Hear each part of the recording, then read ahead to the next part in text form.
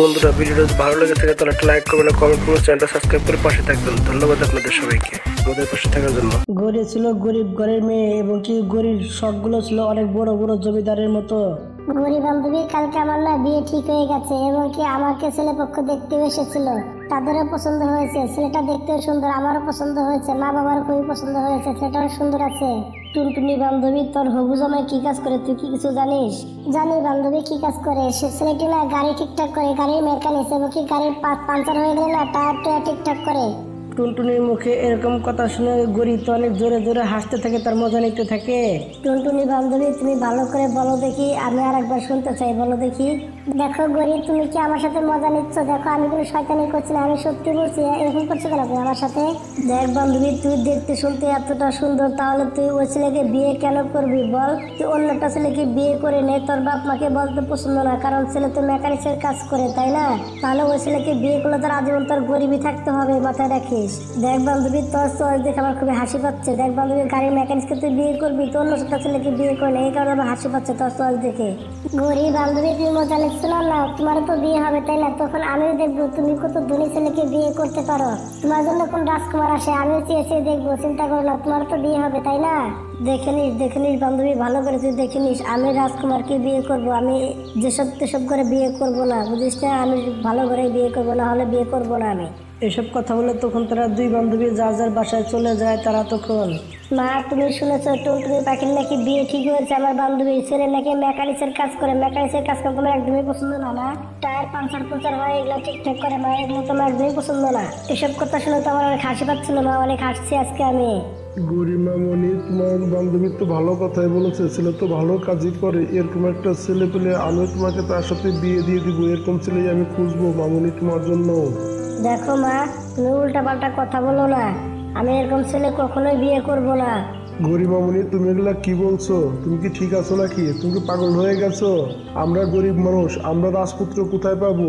তোমার বিয়ে হলে গরিব একটা কাওয়া দেখে, ভালো একটা ছেলে দেখে তোমাকে বিয়ে দিয়ে দিব। গরিমামণি, সিরা খাতায় শুয়ে থেকে লাখ টাকার স্বপ্ন দেখা ঠিক না, বুঝতে পেরেছো? গরি তো তার মায়ের মুখে এরকম কথা শুনে সে তো মন খারাপ করে শুয়ে পড়ে। এভাবে দিনকাল কাটতে থাকে। একদিন টিয়া পাখি একটি পাত্র ছবি নিয়ে গরির মায়ের কাছে গিয়ে বলতে থাকে, দেখেন আন্টি, আপনি যেরকমটা চেয়েছিলেন আমি ঠিক সেরকমটাই খুঁজে বের করেছি। ছেলেটা ধনী আছে, ছেলে জায়গা সম্পত্তি আছে, ছেলে শহরে চাকরি বাকরি করে, ছেলেটা অনেক ভালো, টাকা পয়সা আছে। তোমার মেয়ে সেখানে রাজরানীর মতো থাকবে। তুমি কি রাজি আছো? তাহলে বলো। দেখ টিয়া পাখি বাবা, তোকে আমার খুবই বিশ্বাস হয় এবং কি ছেলেটাকে দেখে আমার খুব ভালো লেগেছে ছবিতে দেখে। আমার গরিব মেয়ের যদি পছন্দ হয় তাহলে পরে বিয়ের সাথে দিন তারিখ ঠিকঠাক করে ফেলবো, কেমন? ঠিক আছে আন্টি, তাহলে আমি তাদেরকে গিয়ে বলি, কেমন? এসব কথা বলে টিয়া পাখি সেখান থেকে উড়ে চলে যায়। এদিকে গরিব বাইরে থেকে ঘরে চলে আসে। গরিব মামুনি, তোমার জন্য আমরা ছেলে দেখেছি, একবার দেখে নাও, ছেলেটাকে দেখতে কত সুন্দর, দেখো। গরিব তখন ছবিটি দেখে পছন্দ হয়ে যায়। গরিব তখন হা করে তাকিয়ে থাকে। ছবিটি তার মার কাছ থেকে গরিব তখন নিয়ে নেয়। এদিকে টুনটুনি পাখিকে রাগানোর জন্য তখন দ্বিতীয় দিন টুনটুনি পাখির সাথে দেখা করতে চলে আসে ছবিটি নিয়ে। গরিব তখন তাদের কাছে এসে বলতে থাকে, দেখ টুনটুনি বান্ধবী, আমি তোকে বলেছিলাম না আমার জন্য রাজকুমারী আসবে? দেখ দেখ বান্ধবী, দেখ আমার জন্য রাজকুমারী এসেছে, দেখেছিস? হাতে ঘড়ি, গলায় স্বর্ণের চেন, কত সুন্দর লাগছে, চোখে চশমা, কতটা ধনী তারা, বুঝতে পেরেছিস? দেখ বান্ধবী, যার কপালে যেটা আছে সেটা তো হবেই, তাই না? আমার সামনে আমাকে অনেক আদর করে, এতে আমি অনেক খুশি আছি। আমাদের ঘরে টাকা পয়সা না থাকতে পারে, কিন্তু অনেক সুখ আছে আমার ঘরে। বান্ধবী দেখ, আমি আল্লাহর কাছে দোয়া করবো সারা জীবন তুই যেন সুখে থাকতে পারিস। আমার সামনে আমাকে অনেক আদর করে, এতে আমি অনেক খুশি আছি। আসলে গরিব বান্ধবী, তোর কপালটা অনেকটাই ভালো, কারণ তুই অনেক ধনী করে তোর বিয়ে হচ্ছে। ঠিক কথা বলেছো বান্ধবী, আমি তো আগে থেকে জানতাম আমার বিয়েটা অনেক ধনী ঘরে হবে। তোমরা সবাই আমার বিয়েতে এসে কিন্তু, কেমন? কিছুদিনের ভিতরে গরিব বিয়ে হয়ে যায়। গরিকে তখন কালুর বাড়ি নিয়ে চলে আসে। স্বামী, আপনি আমাকে কোন বস্তির ভিতরে নিয়ে আসলেন? আপনাদের ভালো বাড়ি কোথায়? এটা কিসের বাড়ি ঘর? আমি তো কোনো কিছু বুঝতে পারছি না। গরিব, তুমি এগুলা কি বলছো? এটা তো আমার ভালো বাড়ি এবং কি এটাই তো আমার বাসা। তুমি এটাকে বস্তি বলছো কেন? তুমি এগুলা কেমন কথা বলছো? কালু, তুমি সব কি কথা বলছো? আমি তো জানতাম তুমি অনেক ধনী, কিন্তু তুমি যে এরকম গরিব আমি তো একটু জানতাম না। আমাকে তো বলা হয়েছিল তুমি নাকি অনেক ধনী। আমি কোনো ধনী না, আমি তো গরিব, এটাই আমার বাসা। কালু, তাহলে ওসব কি ছিল? তোমার হাতে ঘড়ি, চোখে চশমা, গলায় স্বর্ণের চেন, তাহলে ওসব কি ছিল? তুমি এগুলো কি করে করলে? আমি তো কোনো কিছু বুঝতে পারছি না। ও তুমি তাহলে সেই ছবির কথা বলছো। ওই ছবিটা তো আমি এমনি বানিয়েছিলাম কম্পিউটার দিয়ে, কারণ আমি তো ঘুরতে গিয়েছিলাম, ছবিটা অনেক সুন্দর লাগছিল তাই আমি বানিয়েছিলাম ছবিটা। কালু, আমি তোমার সাথে থাকবো না। তুমি আমার সাথে ধোঁকাবাজি করেছো এবং কি ধোঁকাবাজি করে আমাকে বিয়ে করেছো। থাকবো না আমি তোমার সাথে, আমি চলে গেলাম এখান থেকে। গৌরী তো এসব কথা বলে সেখান থেকে সে তখন উড়ে যেতে থাকে। এদিকে কালো তার তখন পিছে পিছে যেতে থাকে।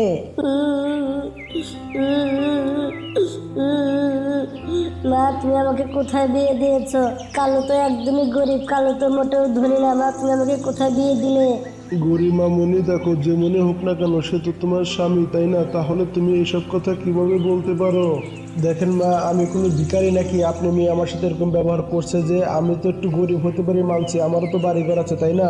সে যদি আমার সাথে যায় যাবে, না হলে আমি চিরতরের জন্য এখানে রেখে আমি চলে যাবো এখান থেকে। গরিমা মনি, তুমি কালুর সাথে চলে যাও, জামাইয়ের সাথে না গেলে পরে সমস্যা হয়ে যাবে, পরে তোমাকে সারা জীবন আমার কাছে থাকতে হবে, আর কখনো বিয়ে হবে না কিন্তু। এদিকে গৌরী তখন কালোর সাথে সাথে তাদের বাসায় চলে আসে। এদিকে কালো তো কোনো কাজ কামি করতো না, কালো এদিক সেদিক শুধু খালি ঘুরে বেড়াতো। গৌরী এদিকে একটা সুন্দর একটি ডিম পারে। হায় আল্লাহ, এখন আমি কালুকে নিয়ে কি করব? কালু তো কোনো কাজ কামি করে না। এদিকে বাচ্চাও চলে আসবে 2-1 ভিতরে, তাহলে আমার বাচ্চাকে আমি খাওয়াবো কি? আমার চিন্তায় পুরোটাই মাথা খারাপ হয়ে যাচ্ছে।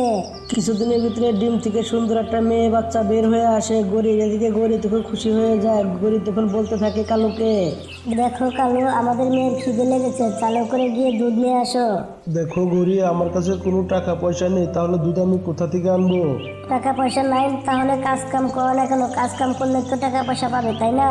আমি কোনো কাজ কাম করতে পারবো না। মন চলে তুমি কাজ কাম করো, না হলে নাই, আমি কাজ কাম করতে পারবো না। এসব কথা বলে কালু তখন সেখান থেকে উড়ে চলে যায়। এদিকে গরিব তো ভাবতে পারছিল না কি করব। সে তখন কাজের খোঁজে বের হয়ে যায়। সে একটি কাপড়ের দোকানে গিয়ে সে তখন কাজের কথা বলতে থাকে। ভাই সাহেব, প্লিজ আমাকে একটা কাম দিন না। আমার স্বামী মোটেও ভালো না, সে ঘুরে বেড়ায়, কাজ কাম করে না। আমার ছোট মেয়ে ঘরে না খেয়ে আছে, প্লিজ আমাকে একটা কাজ দিবেন।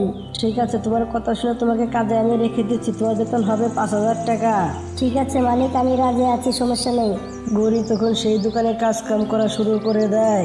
অন্যদিকে টুনটুনি পাখি তার স্বামী সেই দোকানে কাপড় চোপড় কিনতে আসে।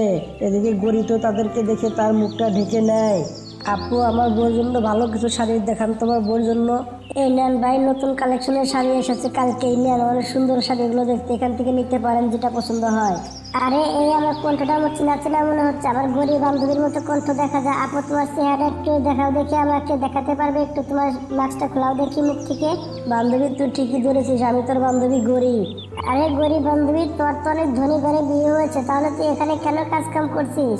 বান্ধবী, তোকে কি বলবো আমি, আমার যে স্বামী আছে না, সে তো 1 নম্বর ভাদাম না, সে কোনো কাজ কাম করে না, এবং কি সে অনেক গরিব। সে ধোকা দিয়ে আমাকে বিয়ে শাদী করেছে, ভাদার মতো কাজ কাম করে না। এখন আমার এই কাজ কাম করতে হচ্ছে এই জায়গায়। গৌরী, তুমি কোনো কান্নাকাটি করো না, তুমি তো চুরি করে খাচ্ছ না, তাই না? তুমি তো কাজ করে খাচ্ছ, তুমি তো তোমার ফ্যামিলির জন্য কাজ কাম করছো, তোমার পরিবারের জন্য, তাই না? তাহলে তুমি মুখ ডেকে কাজ কাম করছো কেন? তোমার তো শরম পাওয়ার কোনো কিচ্ছু নেই, তুমি তো কাজ করে খাচ্ছ, তুমি তো চুরি করে খাচ্ছ না, তাই না? গরিব বান্ধবী, তুমি কিছুদিন ধৈর্য ধরো, দেখবে সবকিছু ঠিকঠাক হয়ে যাবে। গরি আপু, দেখো আমার বউ সত্যি কথা বলেছে, আমিও তো কাজ কাম করি আমার ফ্যামিলির জন্য, তাই না, পরিবারের জন্য। তাহলে শরমে কি হলো? এখানে শরম করার কোনো কিচ্ছু নেই। তুমি তো তোমার পরিবারের জন্য কাজ কাম করছো, কাজ কাম করতে থাকো, চিন্তা করার কোনো কারণ নেই, শরম পাওয়ারও কোনো দরকার নেই। টুনটুনি পাখি টুনটুনির স্বামী খুবই সুন্দরভাবে গরিকে বুঝিয়ে তুয়ে তারা শাড়ি কিনে নিয়ে সেখান থেকে উড়ে চলে যায়। গরি তো তাদের সাথে কথা বলে অনেক, গরির মনটা অনেকটাই ভালো হয়ে যায়। সে তো কাস্টমারের সাথে খুবই সুন্দরভাবে কাজ কাম করতে থাকে। এদিকে কালো দিন দিন ভালো হয়ে যায়, তার সন্তানের জন্য তার বোর জন্য খাবার কামিয়ে নিয়ে আসে। গরির সংসারটা সুখে শান্তিতে ভরে ওঠে, তারা সুখে শান্তিতে সংসার করতে থাকে। বন্ধুরা, গল্পটা এর সাথে সাথে শেষ হয়ে যায়। বন্ধুরা, আমাদের গল্পটা যদি ভালো লেগে থাকে তাহলে একটা লাইক করবেন, একটা কমেন্ট করবেন, আর চ্যানেলটা সাবস্ক্রাইব করে পাশে থাকবেন। ধন্যবাদ আপনাদের সবাইকে আমাদের পাশে থাকার জন্য।